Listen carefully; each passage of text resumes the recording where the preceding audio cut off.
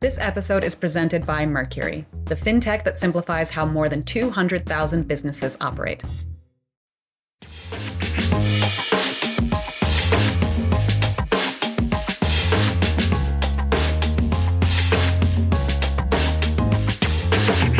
Hello, and welcome back to Equity, TechCrunch's flagship podcast about the business of startups. I'm Rebecca Bellan, and this is our Wednesday episode, where we home in on a trend in the tech world and dive deep. I'm sure most of you listening have heard some version of the phrase, the government should be run like a business. And with Elon Musk in charge of government efficiency, it's worth taking a closer look at what that actually means and whether business principles can be applied to government. Here to discuss the intersection of tech, business, and politics is Columbia Business School professor Michael Morris.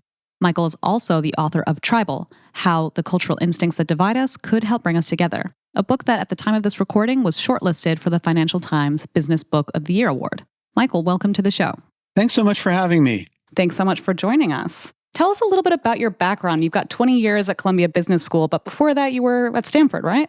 Yes, I was at Stanford Business School from the early 90s to the early aughties before coming back to New York City, where I'm from. And so I have some familiarity with the startup world in that part of the country and the ecosystem of investors and founders and advisors that I am sure make up a big part of your audience.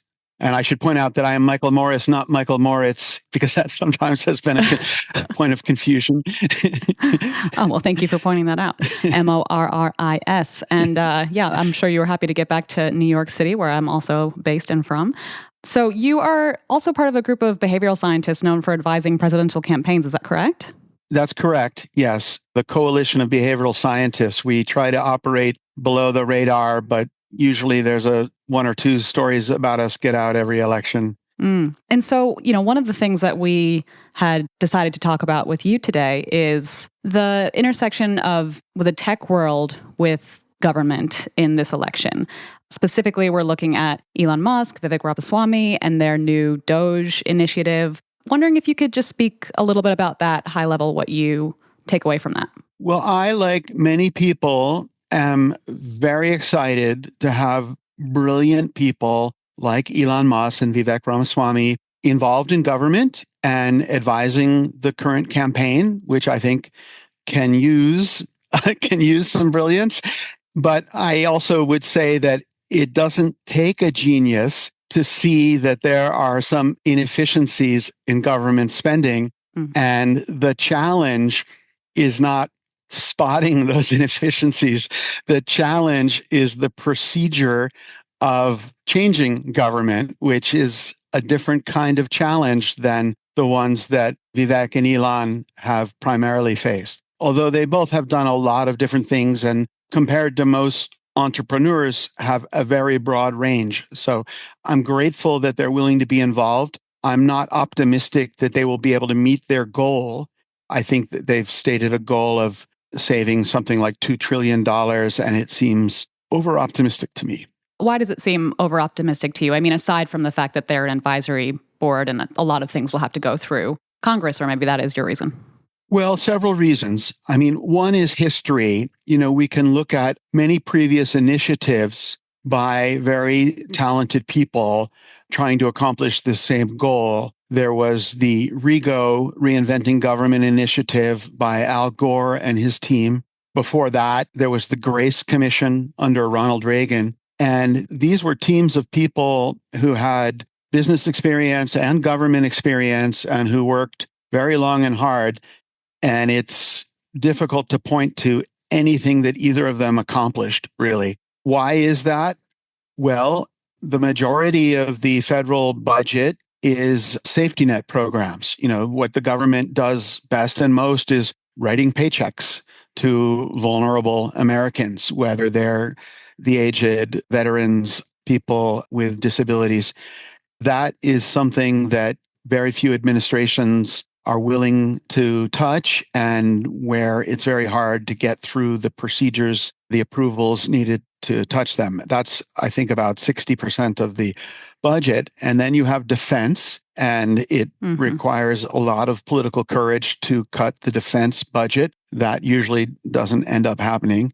And you have what's left, maybe 15% that is not either safety net programs, defense, or interest, on the deficit. And that 15% does not total to the $2 trillion goal last time I checked. So it's very hard to reach the levels that have been talked about without, killing some sacred cows. Yeah. And, they've both spoken a lot about, cutting government workers. There's too much bloat. There's too many people who aren't, doing enough work. It seems like, despite the fact that there's plenty of statistics that actually show that, actually the number of federal government workers haven't really increased that much over the years. But it seems kind of like this tech company ethos of, we've just seen a couple of years worth of mass layoffs across the tech world, all in the name of efficiency. So it seems like kind of taking that mindset and trying to apply it to government. What do you think? I think you're right. I think the clearest analogy in my mind, and I think in most people's minds, is what Elon Musk did with Twitter, now X. That was a startup that had become maybe bloated with lots of people doing things that were, orthogonal to the basic technical product, right? There were a lot of people in content checking and that sort of thing. And Elon bought it and thought that it was losing its way. And I think a lot of people would agree with him that Twitter, now X, served a very important purpose in maintaining discourse, across the political spectrum, and that it was starting to do that less well because of all of the layers of bureaucracy. So great. But, even though that had become a somewhat bloated corporation, people who were employees of Twitter still had a kind of startup ethos where a person could say to them, either work really intensely night and day, or you're going to be fired. And that was more or less part of the implicit contract that they understood and that was feasible given their employment contracts. Now, for government workers, there's a different implicit contract, and there are very different rules and laws and procedures that need to be followed in firing people. And for a lot of government workers, the cost of keeping them on is a lot less than the lawsuits that will ensue if they are fired in a peremptory way. So I think that, I'm sad to say, but that's true of universities as well.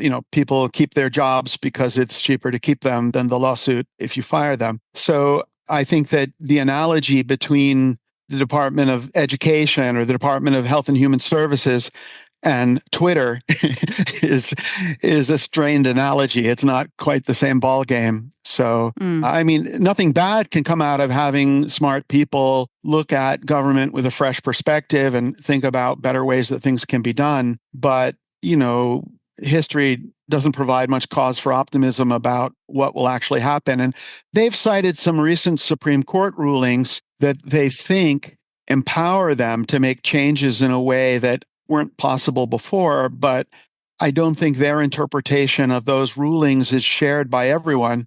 So it may just end up going to the courts in a way that... Which rulings are you talking about in particular? I don't have them on the top of my tongue. I would have to look at a news story, but there is a news story today about it.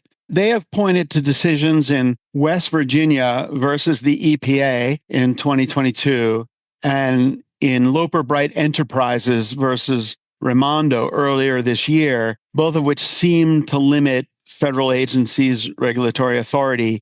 But many experts believe they are misinterpreting the decisions, and they think that these decisions could make it actually harder to overturn existing rules. Yeah, so in the process of trying to do this kind of top-down shakeup, it's actually like, this isn't actually a business. There are different sets of stakeholders. There are different incentive structures. It could just create a lot more mess in the long run, is kind of what you're saying. Yes. That's what has happened in the past. Yeah. Things quickly go to the courts. They quickly go to, in the best case scenario, a government appointed arbitrator. And none of that operates like the tech industry.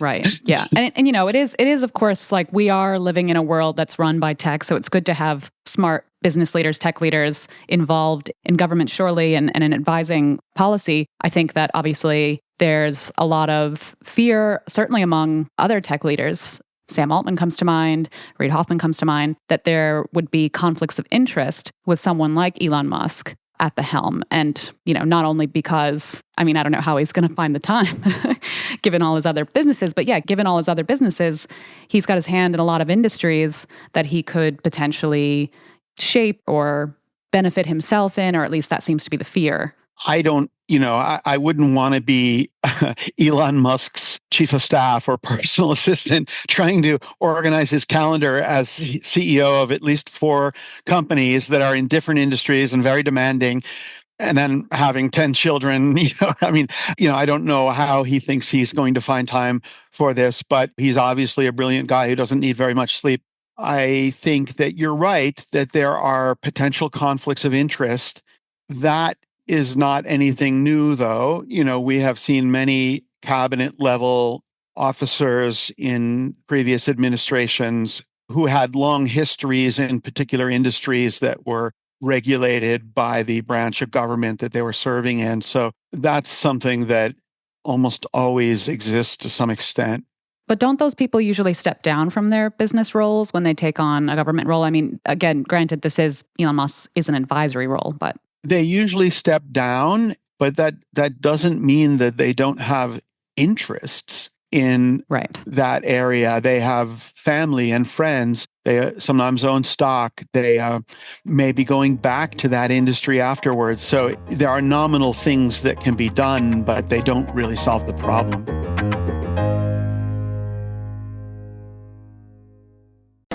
It's time banking did more than hold your money. Now it can. With Mercury, you can pay bills in seconds, close the books faster, and even send invoices. Not only does Mercury do away with a patchwork of tools, it eliminates guesswork, giving you complete and accurate visibility into your business finances, all from one account. Apply in minutes at mercury.com. I wanted to switch gears a little bit. Elon obviously isn't the only member of the tech VC Silicon Valley world that is joining in the White House. We had last week the appointment of David Sachs as the AI and crypto czar. There's Jared Isaacman, who is a billionaire entrepreneur and private astronaut. He's going to be leading NASA. We've got Sriram Krishnan. He is leaving Andreessen Horowitz and rumored to be going to Doge. So yeah, this rise of, a certain type of power, almost like new money, forming up in government. What does that tell you? Well, there are conflicts of interest, but these are by far the best appointments that Trump has made, because these are people who have distinguished themselves in relevant fields and relevant industries, which, you really can't say for RFK Jr., who is not a medical scientist, who has a sort of armchair interest in vaccines, but, very selective in his knowledge, and whose fame or prestige comes mostly from his family. So I think the tech industry is a great place to look for talent, because it's where smart people distinguish themselves. I applaud those appointments. I think the crypto world has been very excited about the appointment, and I think that those are good appointments. Isaacson, I don't remember the companies that he's run. They may not have involved space, but he certainly has involved himself personally and become a real expert on space and been willing to take personal risks. So, I respect his involvement in the space program and his interest in it. It seems very genuine and very sustained. Mm-hmm. I think these are good appointments. It's hard to find someone who is truly an expert in something where there won't be some conflicts of interest. And I guess where you were alluding earlier is that the people who may be most worried about this are the Sam Altmans of the world, who are in an industry that may be regulated and may feel that there is a personal rivalry that they have with these new overlords of the industry. Well, there is a personal conflict, right? Elon Musk is suing Sam Altman. He's suing OpenAI for taking the company for profit instead of keeping it as a nonprofit. There's definitely beef between them, and they are competitors. So, and add that to the list of people who have to worry about vengeance, retribution, vendettas. Yes. Yeah, I guess that's exactly it. The problem is less that there's people who are business leaders who could potentially have conflicts of interest. It's more who those business leaders are, right? Elon Musk and Donald Trump are both people who have threatened people who, stand against them, kind of demand some sort of loyalty among the people closest to them. And so I think that that's really the fear, is that there would be, as you say, retribution. Yeah, I think the problem with government is that the people you would want to occupy these positions are not interested in occupying these positions. Like, I would love to see Bill Gates as head of Health and Human Services or as head of NIH, because I personally think of Bill Gates as a kind of enlightened dictator, right? I think he is very talented and he has maybe relentlessly utilitarian perspective, but it is consistent and transparent and efficiently executed. But I think Bill Gates feels like he can be more effective running a foundation. He may be right. I think someone like Al Gore, who was a very talented person, got frustrated with government and decided that he would be more effective in the world of foundations and the world of sitting on boards.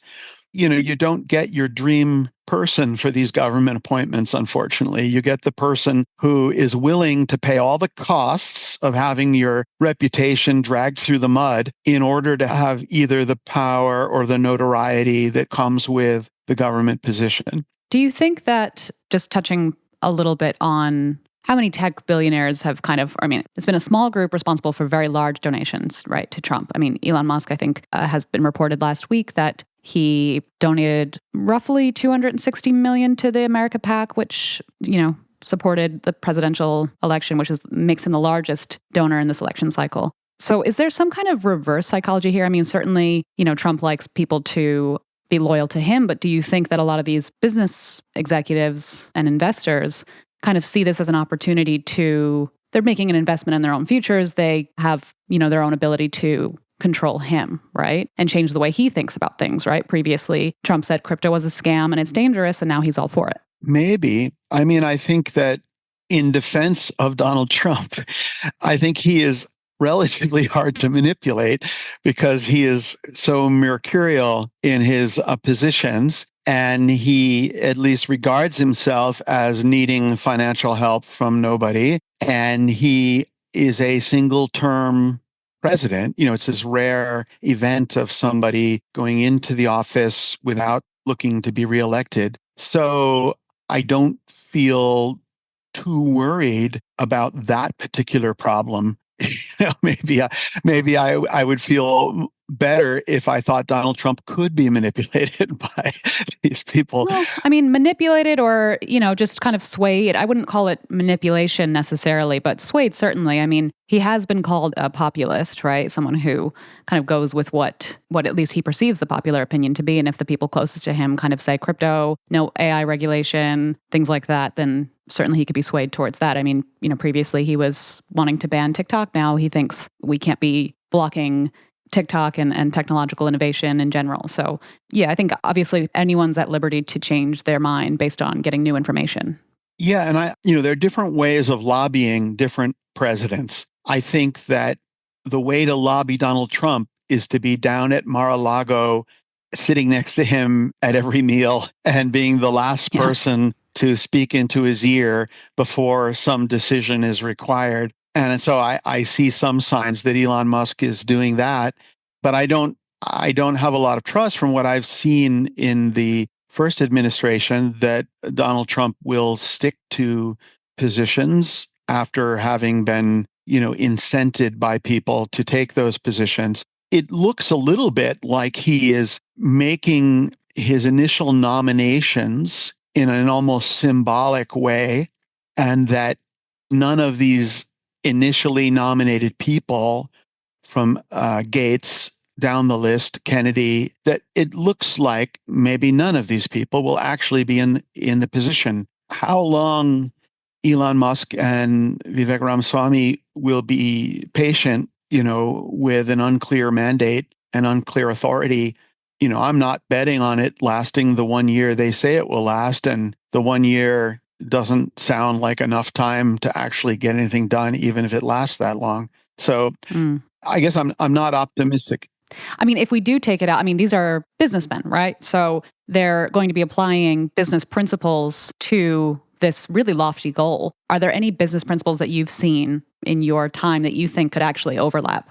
Well, I mean, yeah, they will be thinking about ways of making processes more efficient that businesses have implemented for decades. And they will say, why isn't this being done? Why hasn't this been done already? It's a no brainer. Mm. And what I think they will realize is that the purpose of these government agencies is not to be efficient. The purpose is to employ, veterans and to employ people with other needs. And Public the servants. purpose is to give citizens the feeling of having access to a social security office in their community, even if it all could be done on the internet. If you've ever done jury duty recently, it's run in a completely inefficient way that wastes so much human hours. You end up sitting in a room for a whole day with hundreds of people so that 12 people can be selected. And it's a tremendous waste of time, but it's run that way because that procedure gives a stronger feeling of justice than some more efficient procedures. So I think that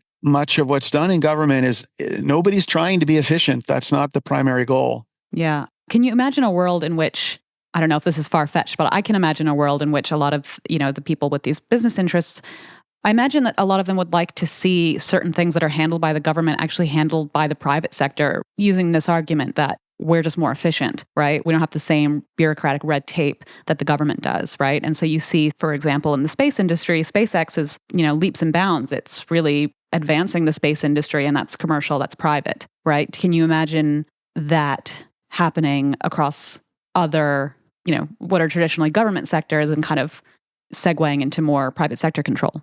I can, and I would love to see it. I can recommend a book. In 2 days, I will learn whether my book wins Business Book of the Year from the Financial Times. And one of the other finalists is a book called Unit X. And it's a very fascinating book because it is two people, and I'm not going to remember their names, who were charged to set up a kind of incubator to bring Silicon Valley technology to the Pentagon. Mm. The F-35, this plane that we're told is leaps and bounds beyond any other military technology, has a processor that is 10 times slower than your iPhone. And it has long been the case that, military pilots bring along their civilian gadgets into the cockpit because it can do all kinds of things that their $10 billion plane can't do. And so they ran for a number of years this agency that was trying to cut Pentagon red tape so that technology that has been, distributed through many other industries could come into the military and keep our military somewhat up to date. But they hit all of the classic currents of active resistance. The middle managers are invested in the status quo and they don't want change, and they are pretty good at undermining well-intentioned change initiatives. And so it's a fascinating book about the two people who tried to make this happen, and they had some successes and some not. But we've seen in Ukraine that there's a whole different paradigm right now in wars. These $200 drones are accomplishing things that $10 billion planes can't accomplish. And so there's such a strong need to break the inertia and the bureaucracy of the Pentagon. If they can do some of that, that would be a tremendous contribution, but it requires a lot of political courage to cut programs that generals are saying, we need. Well, I almost wonder if we would cut those programs, right? Like there's so much spending that goes from the DoD into startups and new tech and everything. And military spending feels like one of those kind of special cases where, we're seeing a lot of VC investment into military tech right now. And we have covered actually a ton of dual use on equity previously, specifically investment in the form of the DoD. I do wonder if the DoD is going to be something that Elon and Vivek try to cut funding to, just given how, thirsty, I would say, the investment community is today for dollars from the government to help fund new tech in defense applications. It's politically easier for them, given the rhetoric of the campaign, to go after the Department of Education, for example. But their skill sets may be more relevant to going after some other agencies like the Department of Defense or some parts of NIH. NIH, I think, will be one of their targets.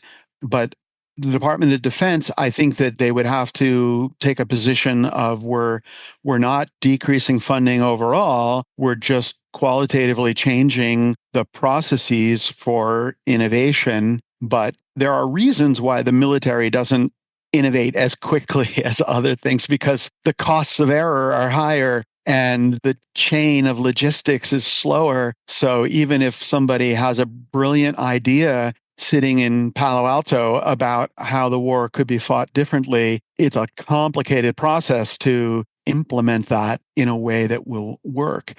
I would love it if they can do some of that and they can kind of continue what was started with, what's described in Unit X. But I hope they read that book because it contains a lot of lessons about the currents that they will face. Bringing well-intentioned, brilliant people from the tech industry to talk to the ingrained Pentagon bureaucrats. It's not an easy marriage to make.